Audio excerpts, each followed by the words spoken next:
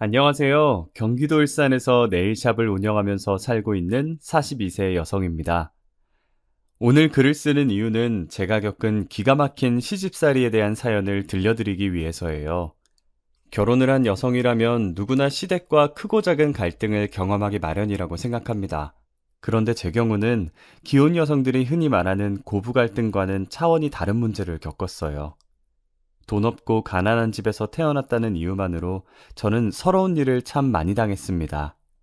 없는 사람들끼리 모여 사는 뒷골목만 전전하면서 살았던 탓에 어렸을 때는 사람들이 전부 저희 집처럼 산다고 생각해서 가난한 걸 당연하게 여겼습니다.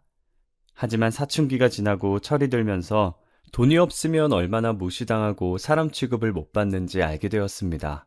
일용직 노동을 하는 아버지의 수입은 일정치 않아서 엄마가 식당 일을 하면서 생활비를 벌어오셨죠. 저도 그런 집안 사정을 잘 알고 있어 힘들어하고 있을 때였어요. 학교를 마치면 독서실로 가서 밤늦게까지 공부를 하곤 했죠. 제 방이 따로 없어서 공부하기 힘들어하니까 없는 형편이었지만 엄마께서 독서실을 끊어주셨어요. 평소처럼 독서실에서 공부를 마치고 엄마와 같이 집에 가려고 식당으로 갔는데 어떤 아저씨가 서빙을 하는 엄마의 손을 잡고 억지로 자기 옆에 앉히려고 하더라고요.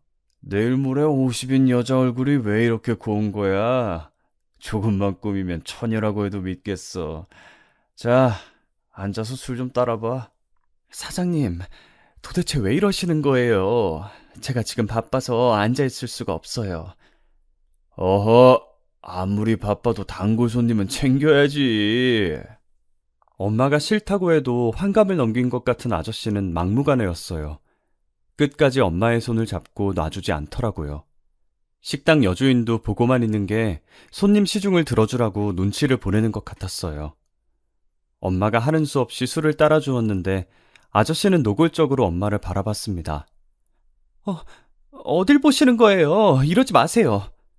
수치와 모욕감을 느낀 엄마가 바로 자리에서 일어서자 아저씨가 화를 내면서 상을 엎어버렸어요. 야, 누가 연애를 하자고 했어? 말동무나 해달라는데 왜 이렇게 비싸게 굴어? 에이, 술맛 다 떨어졌네. 아저씨는 기분을 잡쳤다면서 계산도 하지 않고 나가버렸어요. 돈을 못 받은 게 분했는지 여주인이 엄마를 불러서 몰아세우더라고요. 이런 일 하다 보면 단골 손님들 비위도 맞춰줘야지. 뭐가 잘났다고 손님한테 대들어? 이따위로 할 거면 나오지 마. 너 때문에 손님 더 떨어지면 어쩌라고 그래? 여주인이 거세게 몰아붙이자 엄마는 그저 죄송하다고 사과를 할 뿐이었어요. 저는 식당 밖에서 모든 걸 지켜보고 있을 수밖에 없었답니다. 이게 다 나 때문이구나. 날 키우느라 내가 대학 가겠다고 공부하느라 엄마가 저 고생을 하는구나 싶더라고요. 그래서 저는 그날 대학 진학을 포기했어요. 하루라도 빨리 돈을 벌어서 지긋지긋한 가난에서 탈출하는 게 제 인생의 목표였죠. 졸업을 하고 일자리를 찾아 동분서주 뛰어다녔지만 고졸의 사회 경험도 없는 초년생을 받아주는 회사는 없었어요. 다행히 그때 제 사정을 딱하게 여긴 담임 선생님께서 도움을 주셨죠. 고3 담임을 맡으셨을 때 제 집안 고민을 들어주면서 가끔씩 맛있는 것도 사주시고 응원해주신 분이라서 졸업 후 스승의 날에 찾아갔을 때였어요. 모교로 가서 선생님을 뵙자마자 제 취직 걱정을 해주시더라고요. 스승의 날이라고 와준 거야? 취직하느라 여유도 없을 텐데 무슨 시간을 다 내줬어. 안 그래도 취직하기가 힘들어서 포기하려고요. 일단 알바 먼저 해보려고 알아보고 있어요. 아, 그러니 요즘 경기가 안 좋아서 좋은 일자리 찾는 게 쉽지가 않더라. 제가 시무룩하게 고개만 끄덕이고 있으니까 선생님께서 잠시 생각하시더니 제 일자리를 알아봐 주시겠다고 하더라고요. 내 지인의 지인이 사업을 하고 있는데 사무일을 맡아줄 격리가 필요하다고 하더라. 내가 한번 알아봐 줄게. 정말요? 말이라도 감사해요. 저를 생각하는 선생님의 배려는 고마웠지만 크게 기대하지 않았어요. 그런데 며칠 후에 선생님께서 그 회사로 가서 사장을 만나보라고 하시더라고요. 기쁜 마음으로 사장님을 보러 갔는데 생각보다 면접 자리가 편안하더라고요. 사장님께서 저를 보더니 예쁘다, 야무질 것 같다, 귀엽다는 칭찬을 해주셨어요. 무섭고 딱딱한 분위기일 것 같아서 전날에 잠도 잘 못 잤는데 괜히 긴장했다는 생각이 들었어요. 정수미, 네가 수미구나. 앞으로 같이 일할 사람이니 말 놔도 되겠지? 네, 그럼요. 저를 본 사장은 대뜸 말을 놓겠다고 한 게 좀 그랬지만 어른이니 그러려니 했어요. 사장님께서는 선생님을 통해서 저에 대해서 모두 들었다고 하시더라고요. 봐서 알겠지만 작은 무역회사야. 일은 크게 힘들지 않을 거야. 문제가 생기면 나하고 상의하면 돼. 내일부터 나와. 네? 이렇게 바로요? 왜? 다른 직장 구했어? 아니요, 그건 아닌데. 그럼 내일부터 출근하면 되겠네. 사무실 주소는 문자로 보내줄게. 지금 생각해도 참 이상한 게 몇 마디 물어보지도 않고 출근을 하라고 했거든요. 그런데 저는 첫 직장이라 세상 물정 모르고 시작을 했던 것 같아요. 다음 날부터 사장님이 알려주신 주소로 출근했는데요. 지금 생각해도 정말 기억하고 싶지 않네요. 사장님께서는 절 딸처럼 생각하신다면서 계속해서 저에게 추근덕댔어요. 간단한 복사와 팩스 보내는 법을 알려주신다더니 제 손을 만지려고 애쓰더라고요. 너무 무서워서 하지 말라고 소리치고 싶었지만 입이 떨어지지 않더라고요. 내일은 절대 출근하지 않으리라 생각하면서 퇴근하는 시간만 기다렸어요. 그런데 사장님께서 퇴근 시간까지 절 붙잡고 안 놔주셔서 깜짝 놀랐어요. 지금 어디 가려고? 내가 데려다 줄게. 아니다. 퇴근하고 뭐해? 같이 저녁 먹고 가라. 집에 가야 해요. 이거 놔주세요. 내가 뭘 했다고 그래. 손만 살짝 스쳤구먼. 피하기만 하고. 내가 그렇게 더러워? 아, 아니요. 그게 아니라. 울긴 왜 울어? 내가 뭘 했다고? 나는 딸같이 챙겨주려고 그랬던 거야. 어디 가서 나 때문에 울었다고 하기만 해봐. 제가 눈물을 흘리니까 사장님도 선생님이 생각났는지 절 놔주시더라고요. 면접 때부터 이상하다고 생각했었는데 출근을 한 게 참 바보 같았죠. 지금은 안 그러지만 그때는 너무 어렸고 세상 물정 몰랐어요. 지금 저에게 그런 일이 일어났다면 통쾌하게 한 방 먹여줬을 텐데 말이죠. 당하고만 있던 게 얼마나 분했는지 가끔 그 사장의 얼굴이 아른거려서 속이 부글부글 끓는답니다. 퇴근한다며? 얼른 가! 선생님한테 이르면 너 오늘 일한 거 돈이고 뭐고 없다. 이 바닥에서 일 못하게 할 거니까 그렇게 알고 있어. 사장도 제가 서럽게 우니까 다시 안 올 거라고 생각했나 봐요. 담배를 뻑뻑 피면서 제가 가는 모습을 지켜보고 있더라고요. 그날 집으로 가는데 어찌나 서럽던지 회사가 다 이런 곳인가 싶었어요. 제가 1시간 떨어진 집에 도착하니 선생님께서 전화를 주셨어요. 이게 대체 무슨 일이야? 일하다가 갑자기 뛰쳐나갔다며? 선생님께서 무척이나 당황하시면서 제게 무슨 일이 있었냐고 물으셨어요. 근데 사장의 얼굴과 사장이 내게 했던 말들이 머릿속에서 떠나지를 않아 한마디도 못했어요. 제가 바보 머저리였죠. 그때 속 시원하게 그 변태가 한 짓을 고발해서 망신을 주는 거였는데 말이죠. 지금의 저라면 뭐? 제가 일하다가 뛰쳐나가요? 마음 같아서는 그 대머리 이마를 신명나게 때리고 싶었는데 참았어요. 날 딸이라고 생각한다고 해놓고 아주 지 마누라 마냥 만지더라고요. 선생님은 어떻게 그런 놈을 소개시켜 주실 수 있으세요? 라고 소리쳤을 거예요. 하지만 그 당시에는 손을 만지거나 허리를 감싸는 것뿐이라서 이걸 말해봤자 소용이 있나 싶더라고요. 무슨 일이 있었던 건 아닌데 일이 잘 안 맞아서 힘들어서 그랬어요. 그래서 이렇게 말해버리고 말았어요. 선생님은 할 말을 잃으셨는지 한숨을 쉬면서 저보고 쉬라는 말만 하시더라고요. 그 뒤로 담임쌤과 연락도 끊겼어요. 정말 힘든 시기였죠. 사람 만나기가 힘들었고 특히 그 사장과 비슷한 연령대의 남자를 만나면 머릿속이 새까매지는 기분이 들었어요. 취직을 하려고 면접을 보러 가면 항상 사장 또래가 저를 맞이하니 면접을 잘 볼 수 있을 리가요. 회사에 가서 또 부당한 짓을 견디고 있어야 한다는 생각에 사장님이나 대표님의 질문을 해도 한마디도 하지 못했어요. 그래서 바로 취업을 하지 못했답니다. 혼자서 할 수 있는 일이 뭐가 있을까 생각했는데 매일 가던 편의점이 생각나더라고요. 그곳에서는 사장 또래가 안 보였고 30대 정도 되어 보이는 남자가 늘 카운터를 보고 있었거든요. 그래서 급한 대로 편의점에서 알바를 시작했어요. 편의점 사장님은 31살의 젊은 남자였어요. 사장님은 남자치고는 말이 많은 편이어서 수다스럽다는 느낌이 들 정도였어요. 사장님과 같이 일할 때 힘든 점이 한 가지 있었어요. 그가 재미없는 농담을 해도 웃어줘야 한다는 겁니다. 수미야, 내가 재밌는 얘기 해줄까? 사장님은 정말 재미있는 이야기라고 했지만 제가 이미 알고 있는 것이었죠. 하지만 저는 사장님의 말에 맞장구를 쳐줘야 했어요. 네, 사장님, 너무 웃겨요. 진짜 재미있으세요. 만약 그렇지 않으면 사장님은 삐쳐서 토라져 버렸거든요. 그건 말고 어려운 건 없었어요. 어쩌다 진상 손님들이 있었지만 사장님이 처리해줬습니다. 수미야, 우리 둘만 있을 때는 편하게 오빠라고 불러. 아, 그래도 사장님인데. 야, 우리 사이에 뭐 어때? 괜찮아.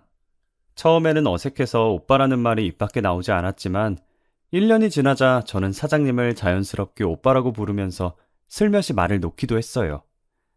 그러다가 자연스럽게 저한테 남자친구는 있냐, 엄마 아빠는 뭐 하시냐, 학교는 안 가냐 등등 다양한 질문을 하시더라고요. 당연히 저는 불편한 질문들이라서 그럴 때마다 표정이 굳었죠. 그냥 뭐 엄마 아빠는 일하시고 학교는 가기 싫어서 안 가는 거예요. 아니, 나는 네가 궁금해서 물어봤던 건데 기분 나빴어?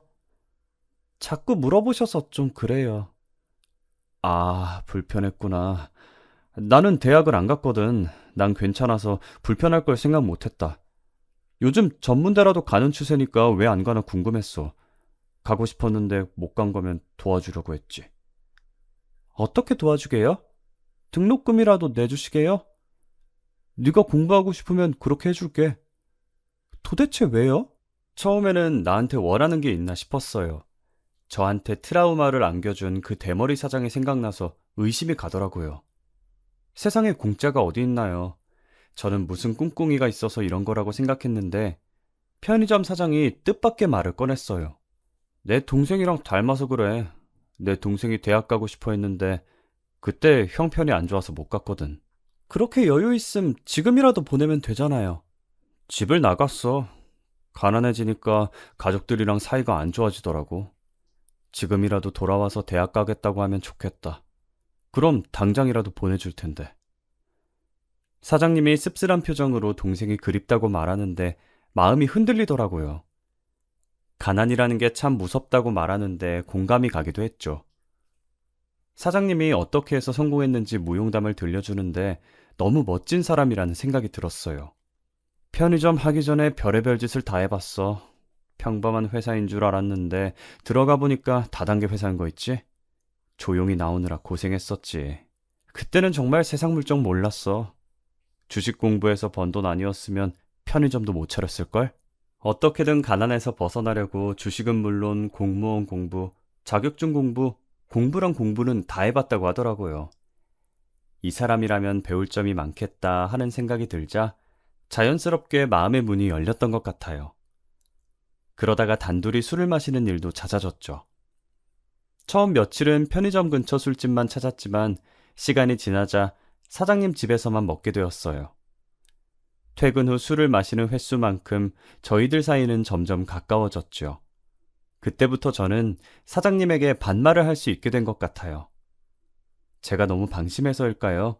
결국 넘지 말아야 할 선을 넘고 말았죠.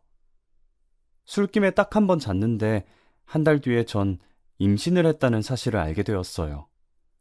그래도 전 오빠를 믿었어요. 설마 애를 지워라, 어떻게 해봐라, 책임 전가하지는 않겠지 싶었습니다. 그런데 생각과는 다르게 애를 가졌다는 말을 꺼내자 오빠의 얼굴이 심각해지더라고요. 애가 생길 거라는 생각은 전혀 못했는데. 뭐라고?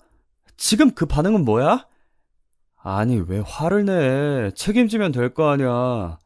그런데 왜 그렇게 말을 해? 어차피 책임질 거 좀 좋게 말해줄 수 없어? 내가 뭘 했다고 그래? 한숨 쉰 게 그렇게 잘못했어? 정말 할 말이 없어지더군요. 울며 겨자 먹기로 책임지겠다고 하는 것 같았지만 어쩔 수 없었어요. 지울 용기도 없었고 지우고 싶지도 않았어요. 오빠 집안이 돈이 많은 알부자라는 걸 알고 있어서 내심 애만 키우면서 돈 걱정 안 해도 되겠구나 싶었거든요. 하지만 좋다고만 생각했던 장점이 결혼을 해보니 가장 큰 문제라는 생각이 들더라고요. 시댁에 돈이 많은 게 무슨 문제가 되냐고 생각하시겠지만 반대로 제 친정에 돈이 너무 없어서 문제였어요. 처음에는 그런 생각을 못했는데 시어머니를 만난 다음에 돈이 없으면 결혼도 쉽지 않다는 걸 깨닫게 되었습니다. 저희 집안의 가난이 얼마나 컸는지 시어머니께서 제가 고졸에 혼전 임신을 했다는 것조차 신경 쓰지 않으셨어요. 오직 돈 문제를 걸고 넘어지시더라고요. 네, 내가 우리 아들한테 들은 게 있는데 아버지는 노가다하고 엄마는 식당에서 서빙을 하고 있다고? 네, 어머님, 맞아요. 집도 없이 월세방에서 지내고 있는 것도? 네, 맞아요. 제가 기가 죽어서 기어가는 목소리로 말하니까 시어머니는 기가 막힌 표정을 지으셨어요. 그런데 편의점 알바를 하고 있어? 나이도 젊은 게 어디 취직도 안 하고? 하고 싶은데 사정이 있어서. 사정은 무슨 사정? 집안이 그 꼴이면 제대로 된 직장을 갈 생각을 해야지. 편의점 알바로 하루 벌어서 하루 먹고 살 생각하면서 어떻게 딸을 시집 보낼 생각을 하니? 너도 그렇고 네 부모는 염치라고는 없는 거니? 시어머니는 첫 대면인데도 대놓고 모욕적인 말을 퍼부으셨어요. 그런데 또 맞는 말이라 할 말이 없더라고요. 그래놓고 우리 아들을 꼬셔? 임신도 네가 하고 싶어서 한 거지? 우리 아들이 돈 있어 보이니까? 그런 거 아니에요. 긴 말 할 거 없어. 난 이 결혼 반대야. 없어도 이렇게 없는 집안하고 사돈 맺었다가는 우리 집안까지 거덜나고 말 거야. 엄마, 그게 무슨 소리야? 요즘 세상에 돈으로 결혼하는 사람이 어딨어? 그리고 애를 가졌는데 그냥 두면 어쩌라고. 이 녀석이 뭘 잘했다고 큰 소리야. 애 때문에 저런 거지 발사계 같은 것한테 발목 잡혀서 평생을 살겠다는 거니? 시어머니는 단호하게 나오니까 잠자코 보고만 있던 아주버님까지 나오시더라고요. 엄마, 엎질러진 물이야. 진호가 성급했던 건 맞지만 재수 씨를 미혼모로 만들 수는 없잖아. 그러면서 이 동네에서 나고 자랐는데 소문이라도 나면 어쩌냐고 귓속말을 하는 거 있죠? 아주버님이 편의점도 이제 자리 잡아서 장사가 잘 되고 있다고 다 들리게 속닥거리시더라고요. 이보다 좋은 부지도 없다면서 지금 하고 있는 식당도 옮기면 우리가 손해라고 쑥덕거리는데 일부러 들으라고 하는 말인지 속이 상해서 고개만 숙이고 있었습니다. 그러니까 시어머니께서 탐탁지 않은 얼굴로 저를 부르시더라고요. 나는 며느리가 집안에서 놀고 먹는 꼴은 못 본다. 결혼하면 내 식당에 나와서 일하거라. 식당이요? 그래, 우리 집안이 잘 사는 건 알고 있고 내가 땡땡 식당 운영하고 있는 거는 모르고 있었나 보지? 시어머니가 비꼬는 말을 들으니 정신이 번쩍 뜨이더라고요. 땡땡 식당은 동네에서 맛집으로 유명한 큰 식당이었어요. 그 식당이라면 꽤 오랫동안 돈을 갈퀴로 모았을 텐데 제가 남편을 쳐다보고 있으니 어색하게 웃기만 하더군요. 제 예상이 맞았어요. 남편이 예전에 어려웠고 동생이 대학을 못 갔고 했던 것들이 다 거짓말이었던 거였어요. 제가 시댁을 나오면서 왜 거짓말했냐고 물어보니 남편이 오히려 뻔뻔하게 나오더라고요. 아니, 내가 언제 그런 말을 했어? 술 먹다가 헛소리한 걸 잘못 들은 거 아니야? 이런 작자한테 넘어가 임신을 하다니 그저 제 외모만 보고 한번 잤으면 해서 이런저런 말로 제 마음에 들려고 떠본 거였어요. 제가 대학 이야기나 돈 이야기, 집안 이야기를 할 때마다 퉁명스럽게 변하고 옷도 추레하게 입으니 이런 이야기를 하면 좋겠다 생각했던 거죠. 당신 거짓말하니까 좋아? 나랑 자려고 별수를 다 썼구나. 남편은 제가 비꼬는 말을 내뱉었는데도 끝까지 그런 말 한 적 없다고 하더군요. 제가 식당은 왜 말 안 했냐고 물어보니까 원래 그 식당은 시아버지 소유였는데 몇 년 전에 시아버지가 세상을 떠나면서 시어머니께 유산으로 물려주었다고 해요. 그래서 자기 거가 아니라 시어머니 거라고 하더라고요. 왜 이렇게 기분 나빠해? 오히려 좋아해야 하는 거 아니야? 이 동네 사람들 외식하면 무조건 땡땡 식당으로 오는 거 너도 알고 있잖아. 알고 있어서 할 말이 없었어요. 남편은 기억이 나지 않는다고 우기지 식당에서 나오는 수입도 엄청나지. 제가 여기서 무슨 말을 하겠어요. 저와 제 아이가 버려질 뻔했지만 이 맛집 때문에 우여곡절 끝에 결혼을 하게 되었으니까요. 다행이라고 생각하려고 노력했죠. 하지만 그때부터 가시밭길 같은 저의 시집살이가 시작되었어요. 시어머니는 임산부인 제 사정은 조금도 생각해주지 않고 식당 일을 시켰습니다. 옛날에는 애를 낳기 바로 전날까지 밭에서 일을 했다. 애가 졌다고 핑계대면서 게으름 피울 생각은 안 하는 게 좋을 거다. 저는 시어머니의 감시를 받으면서 식재료들을 옮기거나 다듬어야 했죠. 청소와 서빙까지 잠시도 쉬지 못하고 몇 사람 몫의 일을 해야 했어요. 어찌나 저를 부려먹던지 식당 직원들도 저를 애처로운 눈빛으로 바라볼 정도였습니다.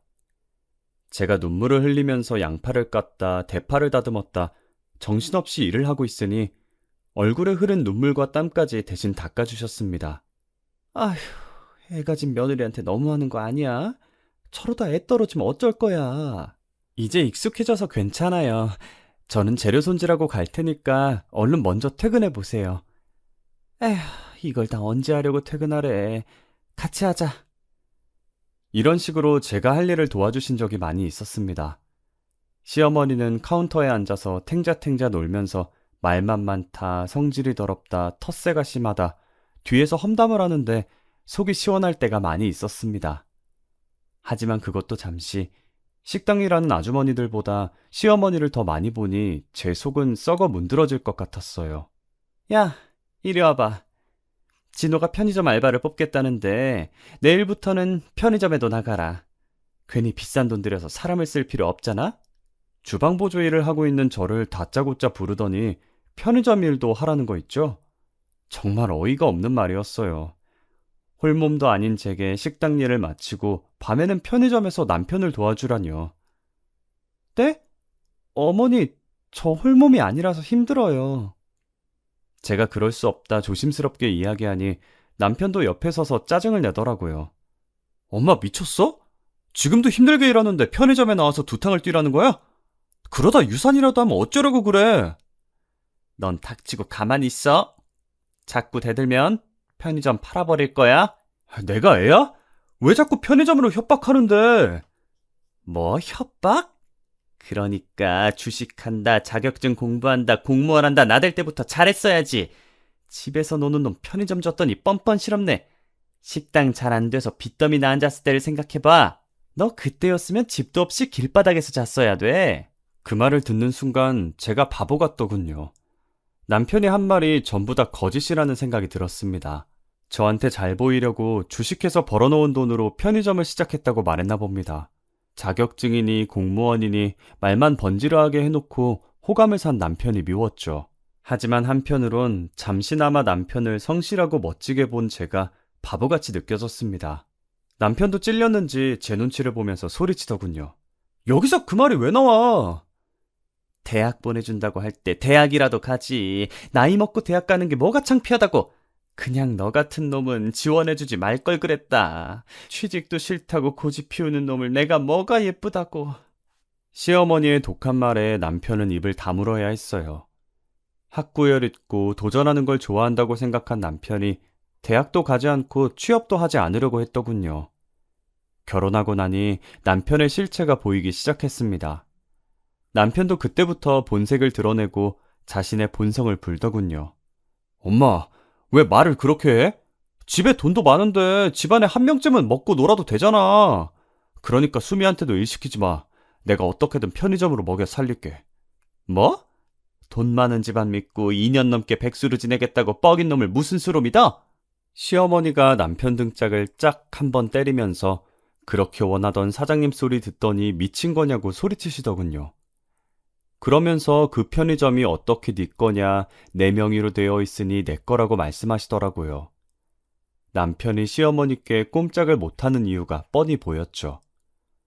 저도 이 집안에 사는 이상 시어머니께 꼼짝도 못할 것 같아 시어머니의 말을 어쩔 수 없이 따랐습니다.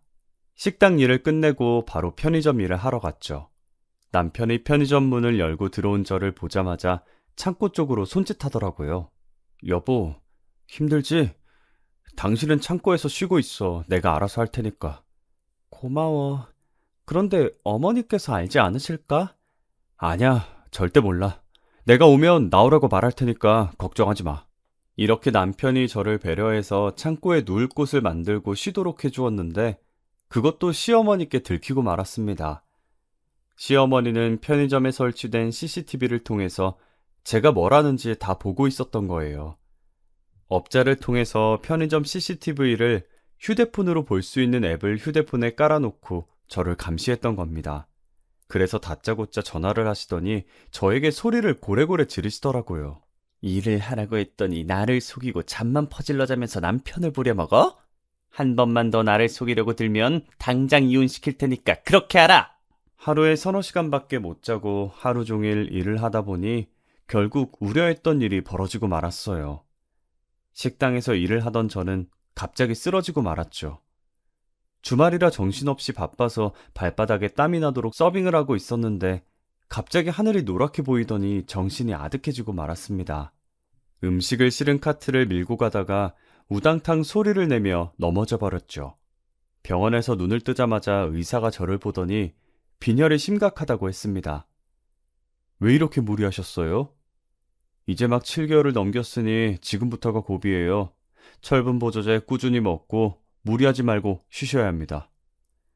하루 정도 입원하라는 말까지 듣자 이제 쉴 수 있겠다는 생각이 들더군요.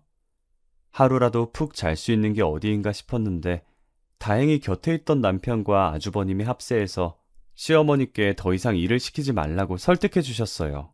엄마, 이러다 정말 큰일 나겠어. 재수 씨는 엄마 손자를 낳을 사람이야. 해산할 때까지만 쉬게 해줘. 남편의 말은 듣지도 않던 시어머니가 아주버님이 부탁을 하자 제가 일을 쉬도록 허락해 주었어요. 공부에는 취미가 없었던 남편과는 달리 아주버님은 우등생이었고 대학 졸업 후에 유명 대기업의 기획실에서 일하는 장래가 촉망되는 엘리트였어요. 그러니 시어머니는 은근히 남편과 아주버님을 비교하면서 차별을 하곤 했죠. 그날 이후로 처음으로 푹 쉬게 되었어요. 하지만 마음까지 편하지는 않았습니다.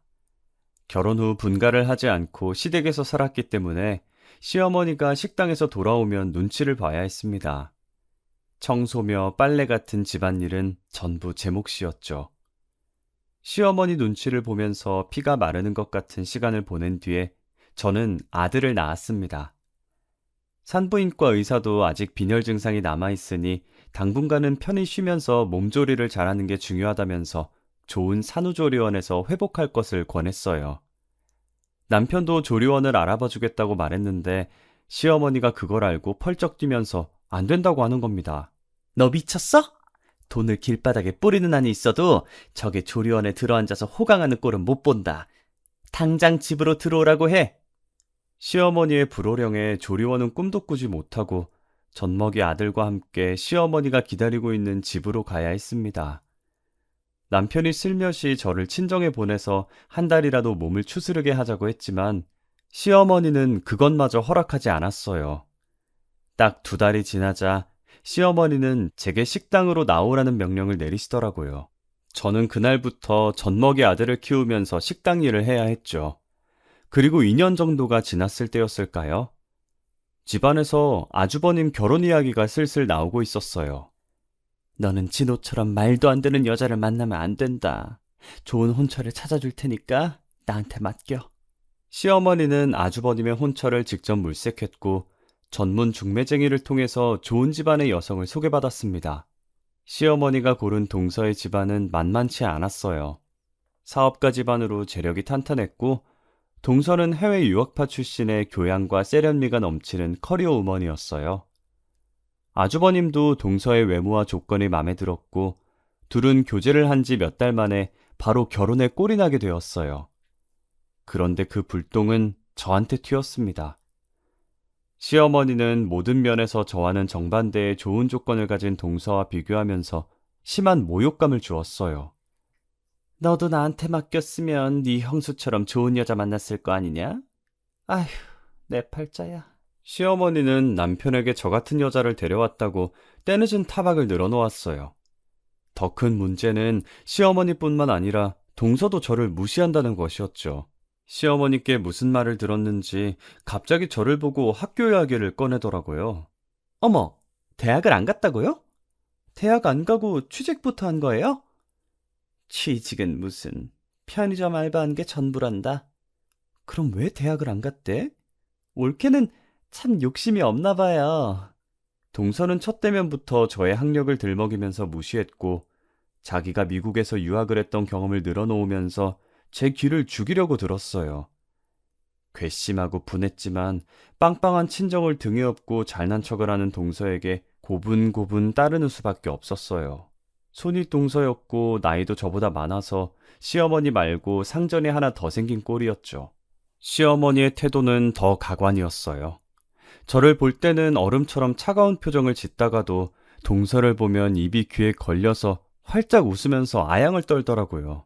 둘이 죽이 맞아서 히히덕거리는 꼴을 보면 정말 비참했지만 가난이 죄라서 모욕과 수치를 참아야만 했습니다. 동서는 결혼 후에 당연히 분가를 해서 살았지만 자주 시댁에 들렀어요. 시댁에 올 때마다 동서는 좋은 선물들을 사와서 시어머니를 기쁘게 해주었어요. 아니, 이건 말로만 듣던 한정판 땡땡 가방 아니냐? 세상에 돈 주고도 못 산다는 걸 어떻게 구했니? 국내에서는 당연히 못 사죠. 파리에 있는 친구한테 부탁해서 어렵게 구했어요. 마음에 드세요? 마음에 들다마다지. 고맙구나. 며느리라고 하나 더 있는 건 지금껏 시애미한테 선물이라고는 할 줄 모르는데 내 생각해주는 사람은 너밖에 없구나. 둘은 만나기만 하면 저를 무시하게 바빴어요. 동서가 임신을 하게 되자 시어머니의 차별은 극에 달했습니다. 이제부터 절대 무리하지 말고 푹 쉬면서 몸조리하거라. 애 낳고 나면 호텔 같은 조리원을 예약해놨으니까 거기서 지내면 될 거야. 어머님, 정말 감사해요. 첫째는 어머니가 원하시는 아들 낳았으면 좋겠네요. 아니다. 요즘 세상에 딸이면 어떠냐? 넌 아무 걱정하지 말고 건강하게 애를 낳을 생각만 해. 아무리 제가 내세울 것 없다고 해도 며느리인데 대우하는 게 이렇게 다를 수가 있는지 기가 막히고 억울하기만 했어요. 동서는 출산을 했는데 아쉽게도 딸이었어요. 하지만 시어머니는 그저 좋아라 하면서 웃기만 하셨죠. 제가 아들을 낳았어도 쳐다보지도 않던 것하고는 딴판이었어요. 오히려 저보고 동서 뒷바라지를 하라는 명령을 하더라고요. 너 내일부터 큰애 조리원에 가서 뒷바라지 해준 다음에 식당으로 오거라. 오후에 늦게 나와도 되니까 큰애 잘 보살피도록 해. 시어머니는 저를 동서의 전속 몸종으로 임명해버렸어요. 선심 쓰는 것처럼 오후 늦게 식당에 나오라고 했지만 식당 저녁 장사는 4시 넘어서 준비를 시작하니 제게는 마찬가지였어요. 시어머니 명령이니 저는 별 수 없이 동서의 산후수발을 들기 위해 조리원으로 갔습니다. 그곳은 조리원이라기보다는 특급 호텔같이 최고급 시설들이 갖춰져 있었어요. 야, 물 좀 줘. 그리고 애 젖병 좀 물려줘. 평소에도 저를 함부로 대했지만 출산 후에 약간의 우울증 증상이 생긴 동서는 저를 더 거칠게 대했어요. 손가락 하나 까딱하지 않고 자기 애를 돌보는 일까지 제게 맡기더라고요. 어쩌다 제가 애를 울리기라도 하면 벼락같이 호통을 쳤어요. 야, 애를 왜 울려? 바보 같은 게 꼴값을 떨고 있네. 정말 성질대로 하면 뺨을 후려갈기고 싶었지만 그랬다가는 제 인생이 박살나게 되니 초인적인 힘으로 동서의 구박을 견뎌냈어요. 그러다 우연히 동서에게 내연남이 있다는 충격적인 사실을 알게 되었어요. 조리원에 도착해서 동서가 혼자 쓰는 방으로 들어가려고 하는데 동서가 누군가와 통화를 하고 있었어요. 자기야, 잘 지내? 너무 보고 싶어. 내일 조리원으로 한번 올래? 뭐? 괜찮아? 여기 들락거리는 년은 내일 오지 말라고 할게. 그래, 남편은 편의점 본다고 정신없어. 시모가 진짜 구두쇠라서 돈이 많아도 사람을 안 쓰려고 하더라고.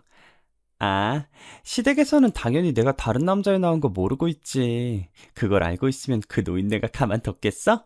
처음에는 아주버님과 통화를 하는 줄 알았는데 마지막 말에 저는 얼어붙고 말았어요. 동서가 다른 남자애를 낳았다니.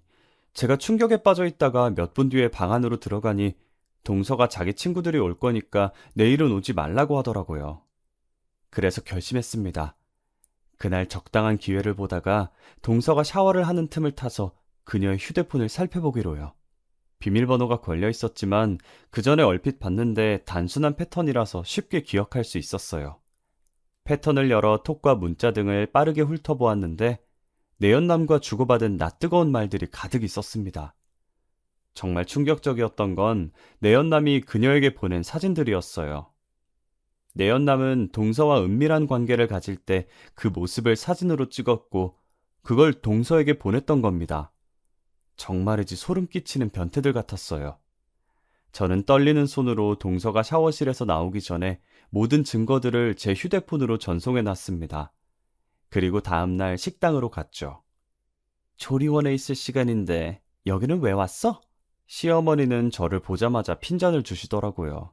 저는 어머님이 뭐라 하든 간에 휴대폰을 열어서 동서와 내연남이 저지른 낯뜨거운 사진들을 보여주었습니다.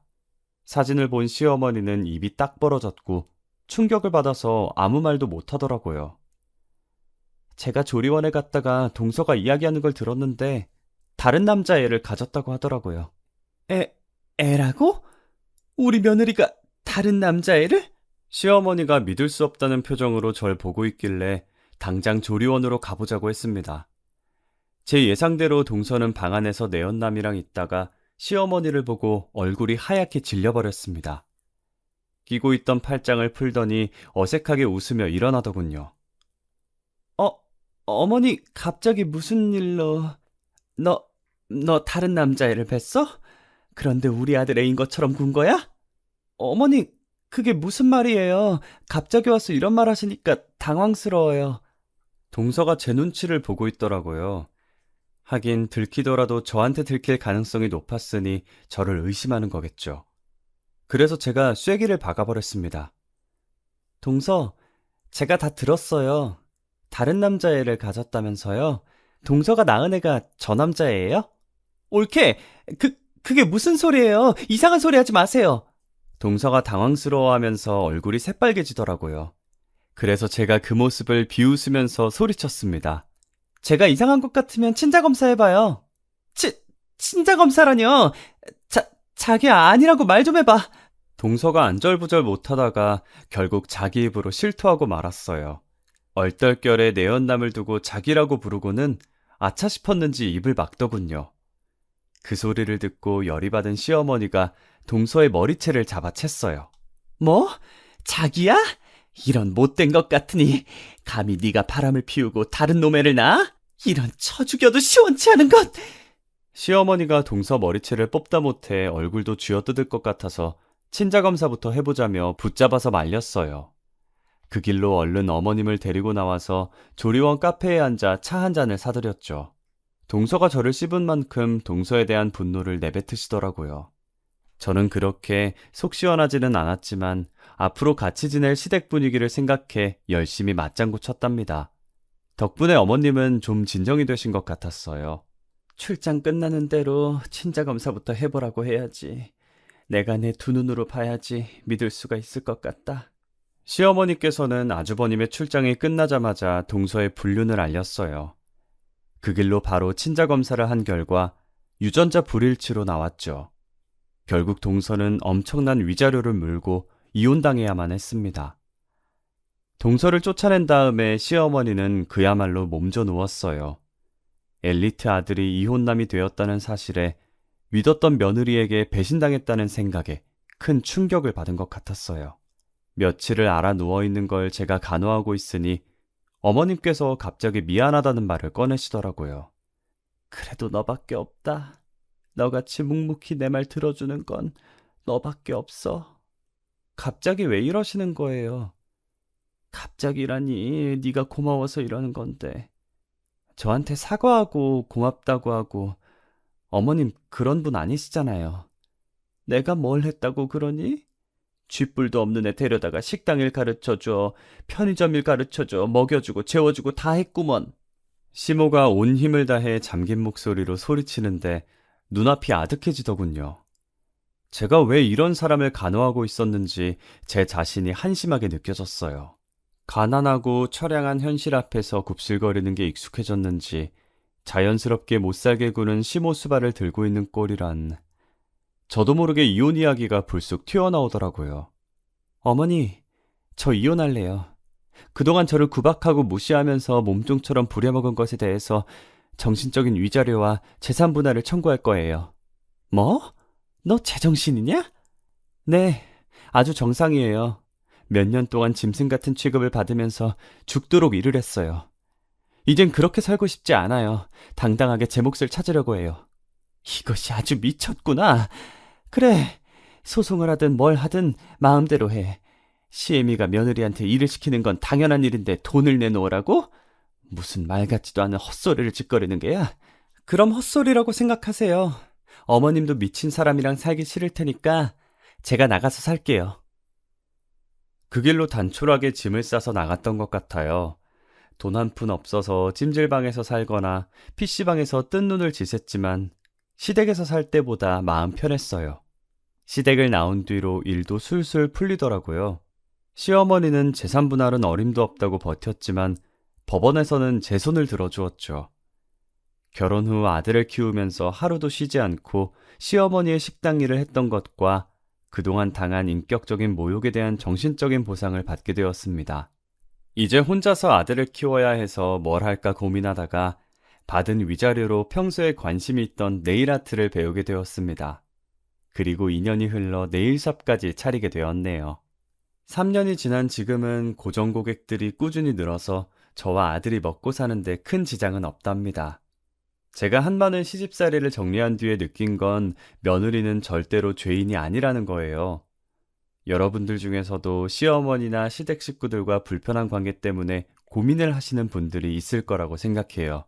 그렇다면 저처럼 당당하게 나서서 자신의 권리를 찾아야 한다고 생각합니다. 나의 고통을 덜어주고 해방시켜줄 사람은 나밖에 없다는 사실을 말씀드리고 싶어요. 여러분의 가정에 행복한 웃음이 넘치기를 기원하면서 글을 마치겠습니다.